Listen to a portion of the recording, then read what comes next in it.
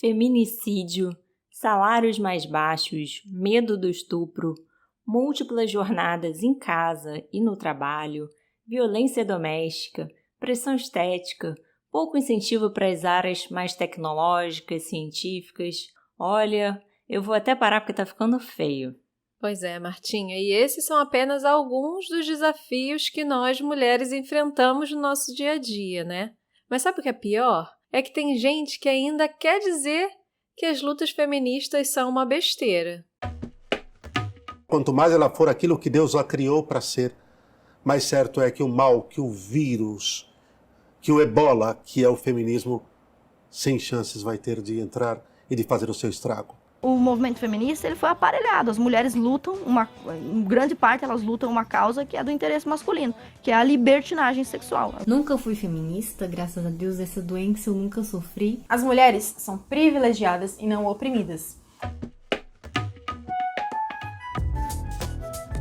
A gente tinha a intenção de começar esse episódio de forma mais leve, mas não dá, né, gente? Vendo todos esses retrocessos, com essa pandemia, que adivinha? Pesou mais para as mulheres, né? Como sempre. Não tem como não ver que as pautas feministas são urgentes. A gente está, cansada. Exatamente. Vou te dizer que isso me lembra até a capa do livro da Ruth Manus, que eu super me identifiquei com o título que chama Mulheres não são chatas, mulheres estão exaustas. É exatamente assim que eu me sinto, Marta, exausta. Olha, Brasil, são milhões de pratinhos girando e eu, por ser mulher, ainda preciso estar magra, maquiada e sexy, porque senão, sabe como é? Já era o casamento, a vida feliz, né, amigas? Não tá sendo fácil ser mulher e não tá sendo fácil há muito tempo. Não é de hoje que a gente está lutando por direitos. E para marcar esse mês de março, que é dedicado às lutas das mulheres, esse episódio especial do Nasci Assim vai falar sobre o feminismo, ou melhor, os feminismos. É isso mesmo, fica com a gente que tá só começando mais um episódio do Nasci Assim. E eu, Leone Gouveia, e minha amiga e também apresentadora Marta Valim, a gente vai receber uma convidada pra lá de especial.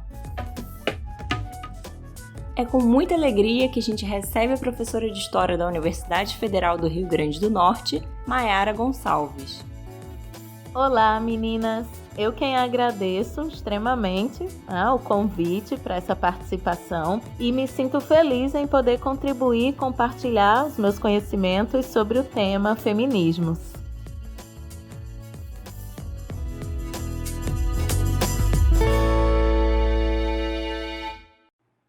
Além de professora de História, a Mayara está fazendo doutorado também na UFRN sobre os feminismos no início do século XX no Rio Grande do Norte, que é o estado onde ela mora. Então, vamos aproveitar um pouco dos conhecimentos dela para a gente conversar sobre a história dos feminismos. E para começar, Mayara, eu queria abrir o meu coração. Eu percebo que muitas mulheres que têm atitudes feministas ainda hoje rejeitam o título de feministas. Tipo, oi, eu não sou feminista. Outras preferem dizer que são femininas. Enfim.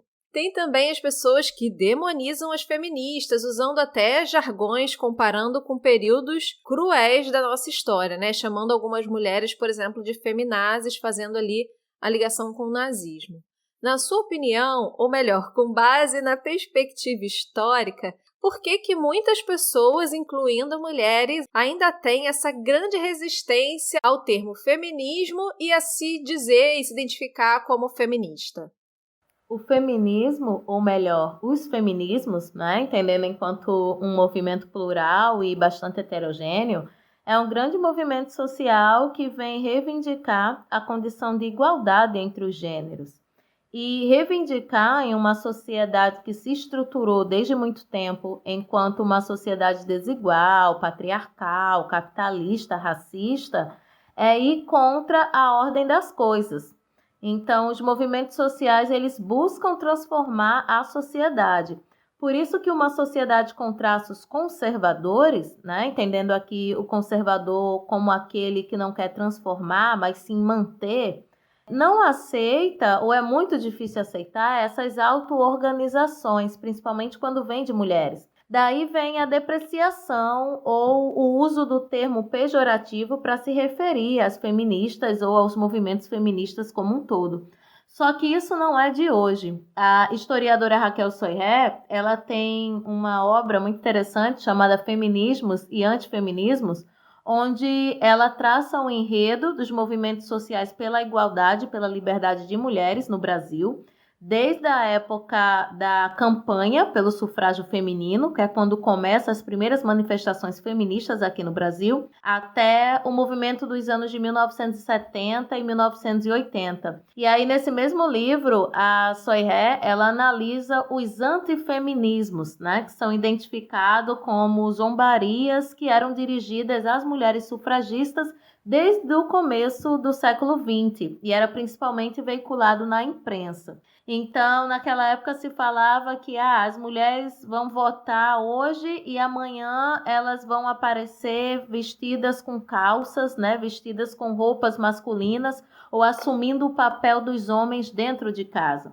Então, hoje, mais de 100 anos depois, uma mulher, por mais que ela apresente alguns pensamentos progressistas, né, que são pensamentos transformadores da condição histórica e social dessa mulher, ela tem um certo receio em se rotular enquanto feminista, né? E aí ela diz que é feminina, porque por mais que ela defenda certas ideias, ela vai dizer que não é feminista porque ela se depila, porque ela não odeia homens, colocando como pejorativo e com entendimento muito superficial do que vem a ser, né, a luta feminista.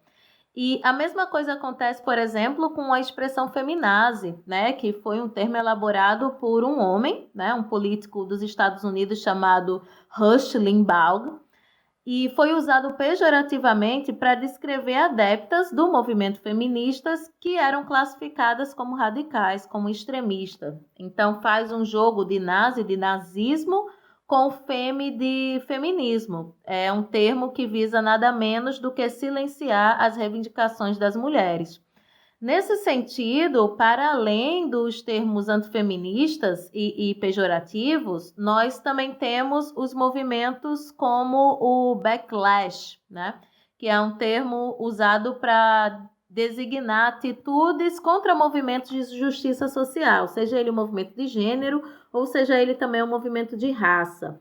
E essas atitudes que escondem, e na verdade não escondem, um retrocesso, né? Por exemplo, esse movimento do backlash, ele tende a culpabilizar a mulher por ela estar sobrecarregada com o trabalho, porque se a mulher não tivesse reivindicado o direito de ir trabalhar fora de casa, ela não estaria sobrecarregada, né, com o trabalho externo e com o trabalho interno que é a casa e os filhos. Em 1990, a jornalista Susan Falud, ela publicou um livro sobre o backlash, o que mostra também que não é um movimento nada recente, né, um movimento já do final do século XX.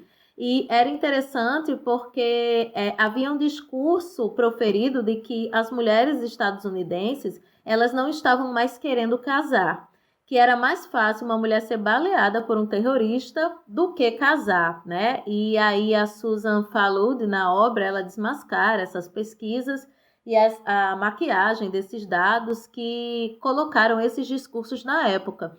Então, esse movimento, ele é nada mais, nada menos do que um movimento protagonizado por ondas conservadoras que se levantam contra as conquistas feministas ocorridas ali nos anos de 1960 e 1970. Mas nessa questão de não se rotular enquanto feminista, eu também quero chamar a atenção que esse não é uma prática de mulheres que veem o feminismo sem um aprofundamento ou com um certo preconceito.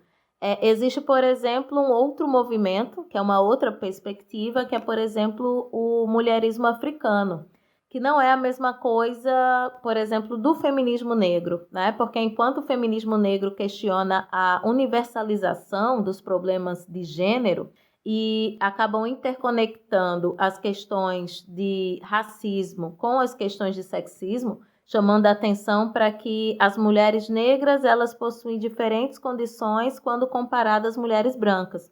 O mulherismo africano, que é um conceito desenvolvido por uma teórica que é a Cleonora Hudson Wems, professora da Universidade do Missouri, ele é um conceito cunhado na cultura matriarcal africana, onde os desejos, as necessidades, as lutas e as experiências acerca dos paradigmas socioculturais, políticos e raciais partem, sobretudo, de demandas de mulheres africanas e afrodescendentes. E esse é um movimento que também é composto por mulheres que estão igualmente ou auto-organizadas, mas que elas não se rotulam enquanto feministas porque elas leem o feminismo como eurocêntrico, como uma teoria ocidental, como algo feito por e para mulheres brancas, o que é, de fato, uma perspectiva legítima. Entendi. Muito bacana essa perspectiva, Mayara. Então vamos lá. Explica pra gente o que são os feminismos e por que eles vêm em ondas. Os feminismos são movimentos de tomada de consciência das mulheres como um coletivo humano. E essa tomada de consciência, ela ocorre por um processo de reconhecimento de formas de opressão, de dominações, de explorações que atingem, as mulheres historicamente. E é importante ressaltar que o feminismo é tanto uma teoria, ele é uma filosofia política, como ele também é um movimento social. No entanto, ele ocorre antes enquanto movimento e posteriormente vai se ter uma teorização da perspectiva feminista, O termo feminismo, por exemplo, ele foi usado pela primeira vez nos Estados Unidos na década de 1910. Para substituir as expressões que eram utilizadas no século XIX, que se falava em problemas das mulheres ou movimentos das mulheres. O que quer dizer que, muito embora o termo tenha surgido nesse ano, 1911, em diversos momentos da história, algumas mulheres elas reivindicaram oportunidades e direitos, reivindicaram a igualdade entre os seres humanos. Por exemplo, quando nós temos a Olympe de Gouges, o pseudônimo da francesa Marie Gozot, ela é autora da Declaração dos Direitos da Mulher e da Cidadã em setembro de 1791, que esse documento foi uma resposta à Declaração dos Direitos dos Homens e do Cidadão, elaborada em 1789, 2 anos antes, na Revolução Francesa, que muito embora falasse de igualdade, liberdade e fraternidade, não reconhecia as mulheres enquanto suas iguais. Então, os feminismos identificados como ondas ocorrem porque em diferentes momentos históricos as mulheres se articularam, tanto na teoria quanto na prática, para defender um conjunto de reivindicações e para obter conquistas. E como é que surgiu a primeira onda dos movimentos feministas? A primeira onda, ou também chamada de primeira fase do movimento feminista, refere-se à intensa atividade das mulheres ocorrida durante o fim do século XIX e início do século XX, principalmente na Grã-Bretanha, como nos Estados Unidos da América, com foco principalmente na conquista de direitos políticos pelas mulheres. É a famosa época das sufragistas. E é importante marcar que esse é um movimento que começa, em seu princípio, organizado principalmente por mulheres brancas. Em um primeiro momento, essas mulheres elas moviam esforços para conseguir persuadir os representantes políticos, que eram homens, da legitimidade dos direitos políticos para as mulheres. E muitas vezes as respostas que elas tinham eram piadas e era indiferença, Então, em um dado momento, o movimento sufragista ele começou a aderir estratégias mais radicais que resultou na prisão e na morte de algumas sufragistas feministas. Então, o sufrágio marca esse primeiro momento, mas é importante lembrar que também havia uma reivindicação de mulheres pela obtenção de direitos jurídicos, como, por exemplo, o direito à propriedade, ou essas mulheres se opunham aos casamentos arranjados, que era muito comum na época, Ou essas mulheres estavam também ali pleiteando o direito de ingressar em escolas secundaristas ou na educação superior, ou mesmo o direito à profissionalização, ou seja, a sair do âmbito da casa para conquistar os espaços públicos.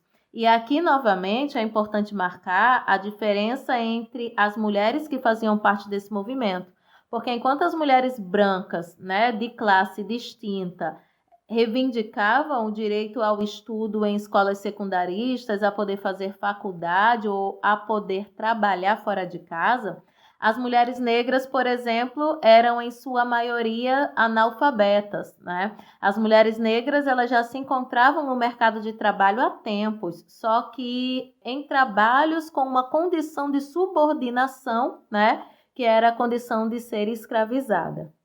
Nossa, você falando isso me lembrou muito do discurso da abolicionista afro-americana e ativista pelos direitos das mulheres, Sojourner Truth, muito conhecido justamente por questionar essa disparidade, né, entre a luta dos direitos das mulheres brancas e das mulheres negras. O discurso ficou conhecido mundialmente com a frase "E eu não sou uma mulher?" Gente, eu chego a ficar arrepiada. Toda vez que eu falo dessa história, eu ouço essa história. Para quem quiser conhecer essa história, a gente indica o livro da Bell Hooks, que tem esse mesmo nome, E Eu Não Sou Uma Mulher. Anota aí essa dica, gente. Mayara, o nosso podcast se chama Nasce Assim por vários motivos. O principal deles, como a gente sempre fala, é uma ironia, né? Porque ninguém nasceu assim, né? Todas as mulheres que a gente recebe aqui, que a gente entrevista, a gente sabe que teve um longo caminho de lutas, de muito esforço, muito trabalho, muita dedicação para chegar onde elas chegaram, né? Mas também a gente não pode ignorar a referência clássica à frase da Simone de Beauvoir: ninguém nasce mulher, torna-se. Você pode explicar pra gente o que essa frase significa? E ainda nesse contexto, o que Simone de Beauvoir escreveu lá atrás que ainda permanece até hoje? No período entre guerras, que é o período que vai desde o início da Primeira Guerra Mundial, 1914, até o fim da Segunda Guerra Mundial, né, ali na década de 40, houve uma certa pausa das movimentações feministas, principalmente após a conquista dos sufrágios, que cada país teve sua época de voto, né, feminino conquistado. E aí, o que a gente chama de uma segunda onda é muito marcada pela obra da filósofa Simone de Beauvoir, O Segundo Sexo, que foi publicada no final da década de 1940, em 1949, que acaba reacendendo as questões postas pelos feminismos. E aí já temos uma segunda onda que é muito mais ligada ao teórico, à filosofia política. O Segundo Sexo, ele é um trabalho de fôlego da Beauvoir, dividido em 2 volumes e acabou se tornando um texto clássico para os estudos feministas. Curiosamente, a obra da Beauvoir, que era francesa, teve muito mais aceitação nos Estados Unidos da América do que na França, por exemplo. E aí, nessa produção, ela compreende a mulher como outro, né, na relação ao homem, mas essa alteridade é ausente de reciprocidade, né? A Beauvoir diz que o homem, ele nunca é o outro, porque o homem, ele sempre é o centro, o homem, ele sempre é a autoridade, o homem, ele sempre é a referência para todas as coisas, ele é a medida de todas as coisas, né? Que é um conceito que posteriormente ficou conhecido como androcentrismo. E, além de não ser reconhecida, a relação que a mulher constitui com o homem é sempre uma relação assimétrica, né? Em que é negado a essa mulher a sua existência enquanto sujeito. Então, a mulher, ela não é sujeito, ela é, senão, a projeção que os homens fazem dos seus próprios desejos. Por isso que não há outro, né? Não há uma alteridade. A frase muito conhecida da Simone de Beauvoir, onde ela fala que não se nasce mulher, mas torna-se, é quando ela conclui que não há nada de biológico, não há nada de natural que explique a subordinação das mulheres, né? Algo que sempre foi, inclusive, buscado como justificativa, desde os mitos até a ciência, principalmente a ciência do século XIX, que relacionava a mulher enquanto inferior, a mulher enquanto incapaz, a mulher que é o sexo frágil ou a mulher que é desprovida de qualquer capacidade racional. Então, a Beauvoir, ela afirma que o que subordina a mulher é a cultura e não o biológico, né? Então, a assimetria não é biológica, ela não é de nascença, mas ela é tornada, ela é construída culturalmente. Ainda nessa lógica, dentro da segunda onda do feminismo, é importante destacar as contribuições da Beth Friedemann, com um livro dela, Mística Feminina, em 1963, que a intelectual ela passou a questionar o modelo dado da época, que era o modelo da mulher dona de casa, mãe de família, como sendo um destino para todas as mulheres, e ela analisa as opressões inseridas dentro do cotidiano que essas mulheres vivenciavam.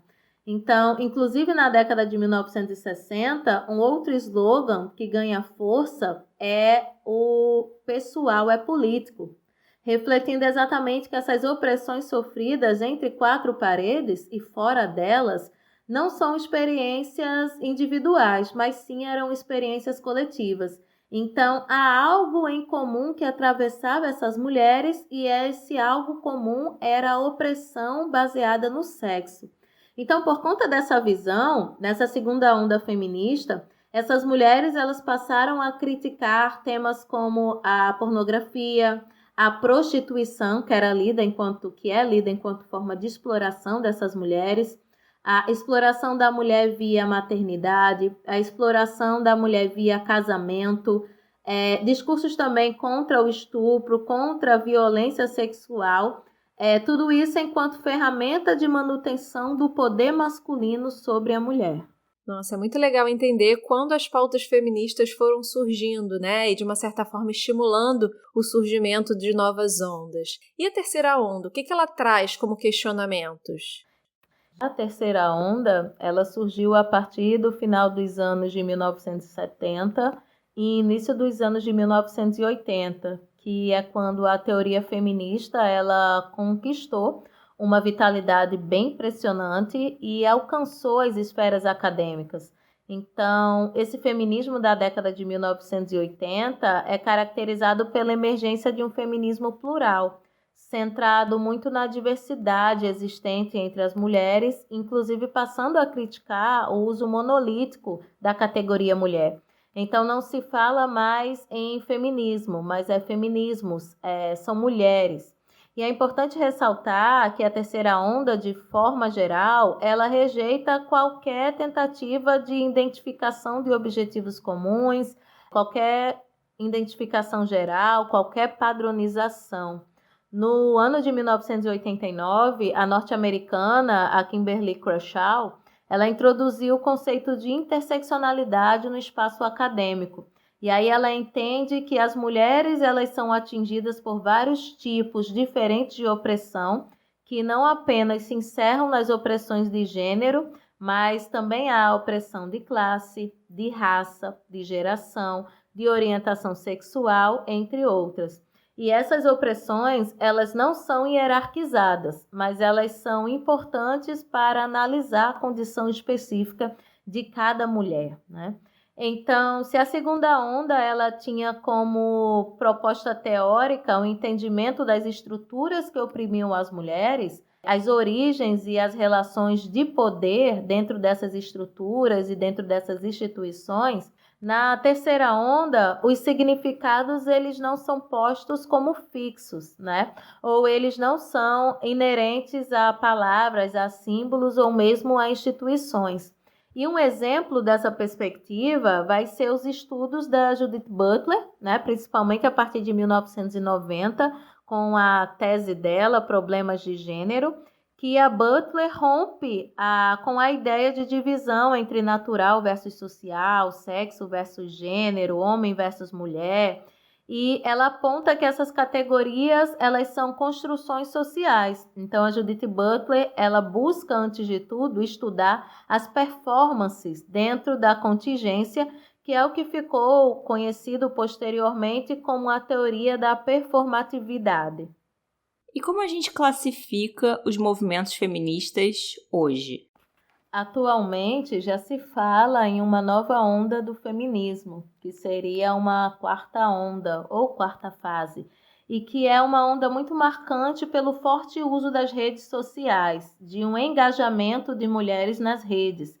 E nós assistimos uma proliferação de páginas em mídias sociais dedicadas ao feminismo, de coletivos organizados virtualmente e da propagação das ideias feministas nas redes. Inclusive, já se usa o conceito de cyberfeminismos para se referir a esse fenômeno que é recente. A pluralidade ela permanece, né, dentro dessa quarta onda. Não há uma padronização, né, mas novamente se sobressai as especificidades e não há também uma coesão teórica. Então, a gente vai ter uma série de teorias feministas, como também de movimentos, né, entendido como movimentos sociais feministas, presentes na sociedade de hoje. Já no que diz respeito às pautas frequentemente tratadas têm a ver com a cultura do estupro, tem a ver com a representação da mulher na mídia, das interseccionalidades, dos abusos vivenciados no ambiente de trabalho ou no ambiente das universidades, nos incentivos de denúncias de episódios de violência contra as mulheres, inclusive, né, com uma recusa coletiva a ser silenciada. Eu acho que isso é muito forte nesse movimento atual. É comum encontrar mulheres auto-organizadas em torno de pautas que reivindicam direito para as mulheres, mas que ainda rejeitam o rótulo de feministas, como eu disse anteriormente, né? Então tá muito nessa coisa de não se rotular. E o que é possível observar também é que esses debates chegam cada vez mais cedo em gerações mais novas, o que pode estar atrelado inclusive aos efeitos das redes sociais. Realmente as redes sociais têm esse potencial, né, de disseminar informação e tem se mostrado realmente uma ferramenta capaz de unir pessoas e pautas em comum de diferentes lugares e países do mundo. Tudo bem, tem fake news? Tem, mas também tem esse potencial de questionar ao que nos é dado, o que, né, sempre foi assim. Não, mas será que precisa ser assim? Trazendo agora, Maiara, um pouco do assunto mais para o recorte brasileiro. Como é que foram esses movimentos feministas aqui no nosso país? A ocorrência dessas ondas, elas não são universais para todo mundo, para todos os países, o que significa dizer que os feminismos eles são experiências diferentes, a depender do país, a depender da região, a depender de cada contexto. O Brasil vivenciou a primeira onda, que está ligada às sufragistas, mas veja bem, enquanto a Grã-Bretanha e os Estados Unidos vivenciaram essa fase no final do século XIX, no Brasil o movimento das feministas sufragistas ocorreu um pouco mais tarde, na década de 1920 a 1930, 1932, 34. E foi protagonizada inclusive pela Federação Brasileira pelo Progresso Feminino, que era uma instituição formada por mulheres e uma das líderes era a Berta Lutz. E as movimentações feministas elas tiveram fôlego no Brasil até os anos de 1940, quando a militância ela deu uma esfriada, principalmente após a conquista do voto feminino no governo de Getúlio Vargas. Então, a organização de mulheres no Brasil retornou principalmente nos anos de 1970, 1980, num contexto que o país estava atravessando uma ditadura civil-militar e que as reivindicações das mulheres elas estavam atreladas a outras reivindicações, que era, por exemplo, o retorno à democracia no Brasil, ali na abertura em 1985, por exemplo. Por isso que as ondas feministas, elas não são uma receita de bolo, né? Mas algumas coisas foram sentidas sim aqui no Brasil, afinal de contas as ideias estavam no ar, né? A Berta Lutz, por exemplo, ela foi aos Estados Unidos no início do século XX e voltou para o Brasil inspirada pela campanha sufragista organizada pelas norte-americanas. Outro exemplo é como intelectuais negras na academia, como a historiadora Beatriz Nascimento, como a antropóloga e filósofa Lélia Gonzalez, já na década de 1970 e 1980, elas estavam discutindo também interseccionalidade, né? E pensando na condição das mulheres negras no Brasil, construindo uma linha de pensamento feminista negro brasileiro, características identificadas, por exemplo, na terceira fase, na terceira onda do movimento feminista. No entanto, as ideias dos feminismos, muito embora já tenha aí uma longa trajetória de pelo menos um século aqui no Brasil, ela ainda se faz fortemente presente e tem obtido transformações na sociedade. E aí eu acho interessante quando eu escuto, mas as mulheres já conquistaram muita coisa, elas querem mais o quê? Porque parece que a pretensa igualdade reivindicada há 100 anos finalmente chegou. E ao olhar para a formação do Brasil, que é toda uma história marcada estruturalmente pelo capitalismo, pelo elitismo, pelo racismo e pelo machismo, e também ao considerar todo o retrocesso que nós estamos vivenciando, pelo menos de 5 anos para cá, nós percebemos o quão importante ainda são os movimentos feministas para a vida das mulheres. Em tempo de perdas de direito da sociedade civil, os primeiros direitos a serem atacados sempre vão ser os direitos das mulheres. Segundo uma pesquisa de novembro de 2020, uma mulher é morta a cada 9 horas durante esse contexto de pandemia que o Brasil está atravessando. As nossas vizinhas argentinas, elas obtiveram a legalização do aborto em um evento belíssimo, em um marco histórico no final de dezembro de 2020. Nesse mesmo mês, um senador do partido político Podemos, do Ceará, propôs um projeto aqui no Brasil que cria o Estatuto da Gestante, onde o texto do projeto de lei prevê o direito à vida desde a concepção, o que dificulta o acesso ao aborto legal no Brasil. E, além disso, esse projeto ele propõe um auxílio para a mulher cuja gravidez foi resultado de uma violência sexual. Também no ano passado, em 2020, um grupo se mobilizou para ir à porta de um hospital lançar ofensas gratuitas contra um médico que realizou o procedimento de aborto, em uma criança de 10 anos que engravidou após um estupro. Portanto, observar a nossa condição atual no país, nós ainda estamos muito longe de chegar a uma sociedade igualitária, uma sociedade mais justa, uma sociedade mais plural. E, ao meu ver, os feminismos são um caminho para a gente enfrentar essa longa trajetória.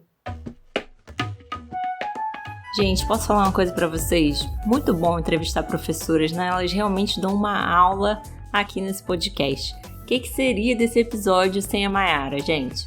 Nada! Maravilhosa! Mayara, muito obrigada! E você? Você que está ouvindo a gente, você curtiu esse episódio? Então compartilha, gente, compartilha com as amigas, bota na rede social, sabe? Manda pelo WhatsApp. Cara, a gente precisa fazer com que mais mulheres e mais amigos conheçam o poder e a importância dos movimentos feministas. E olha, a gente está em momento de intervalo entre temporadas, mas eu vou já adiantar para você que a gente está preparando muita coisa boa. Então, fica de olho no nosso Instagram, @podcastnasciassim, para não perder nadinha. Beijo grande e até o próximo episódio!